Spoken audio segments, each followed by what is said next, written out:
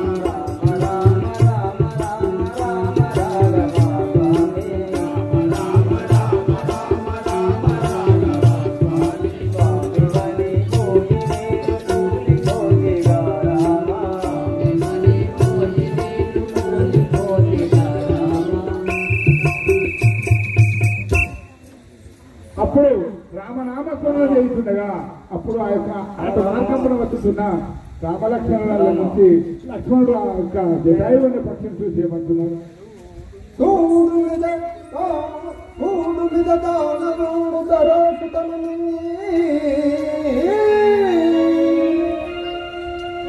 మనము బతుకగా తగిన విధానా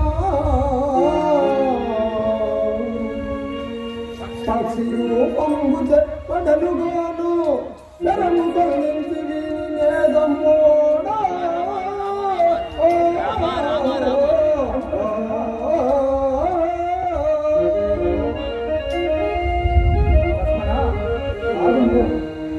ఎప్పుడైనాము రామనామ స్మరణ చేయించుకుంటున్నాడు కాబట్టి మనం ఇప్పుడే సుందర పడకూడదు లక్ష్మణ.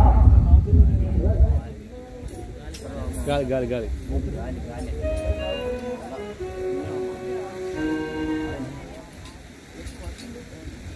హే రామ కనిపించారు స్వామి, నేను జటాయుమనే పసిరాజు. లక్ష్మణ, మనం బాణం వేసినంతలో మనకు ఎంత అపనింద వచ్చును కదా. వాడు దానవుడు కాదు, పాపాత్ములకు రామనామము రాజాలకు.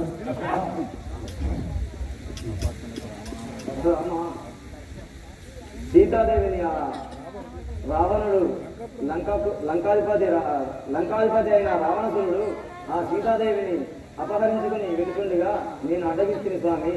వాడు నా వ్యక్తులను నుంచి ఆ సీతాదేవిని తీసుకుని వెళ్ళాను. ఈ సంగతి నీకు ఎరగజేయటకై నేను ఇంతవరకు ప్రాణంతో బతికి ఉంటుంది. నాయన, నాకు వశము కాదు, నాకు మోక్షము ప్రసాదించండి. జై శ్రీరామ్. అప్పుడు శ్రీరామచంద్రుడు ఆహా పక్షి, నా యొక్క భార్య అయిన సీతాదేవి యొక్క జాడలు చెప్పి మాకు మేలు చేసింది. ఈనాటి నుంచి నీవు ఆరక్షించగా నా ఎదలుండే ఉండడని ఆ యొక్క శ్రీరామచంద్రుడు తనకు పూర్ణాయుషినిచ్చిన ఆ యొక్క